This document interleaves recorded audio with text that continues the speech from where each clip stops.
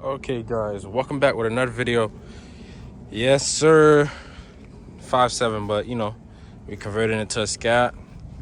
It used to look like a scat. Well, it had everything until my homeboy crashed it, but we're gonna get it back right. We're gonna swap the motor, we're gonna swap the harness, everything. We're gonna get this thing right, and then we're gonna get it back on the road. Right now I'm about to put the upper control arm on for him and everything. I'm about to get it right, and then after that I'll show you guys what it looks like in the end. Look at it now and give me a few, and I'll show you what it looks like right after. Okay guys, we got it on. We got the control arm on, and then I changed it too quick and I ended up throwing away the old one. But we did get it on, and I'm about to put the rim on, the new rim that we got for the car. And then after that, we have to change another control arm on the car because I realized that this control arm over here is pretty messed up, so I have to put on a new one. So yeah. Okay guys, and we back. The new lower control arm to put on. As you can see, brand new, put on. And then I started the build because I put it on the Widebody fender, as you can see. And then yeah, that's it for right now.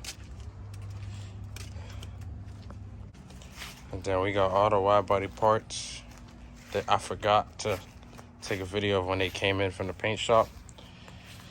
So I'm just trying to hurry up and put this on and show you guys what it looked like in the end, because we got a mean video for you guys after we do the swap. Oh my god. So yes, Widebody about to be back on the road. Okay guys, and we are back. Just took the tie bar off. Now I just went to the dealer and got the far light cover. And then I got the bracket for the lower grill because the lower grill bracket was messed up. That lower grill right there. But the grill itself is good. So now I'm about to install the new tie bar, put this bumper together, and then I'll show you guys what it looked like after. Just took apart the lower grill support, and now I'm about to put that grill on this one and then put the bumper on the car. You guys see it? It's almost done. All right guys, as you can see, I put the bumper on the car and everything, and then I put I got the rim on there too. So yeah, the car is ready.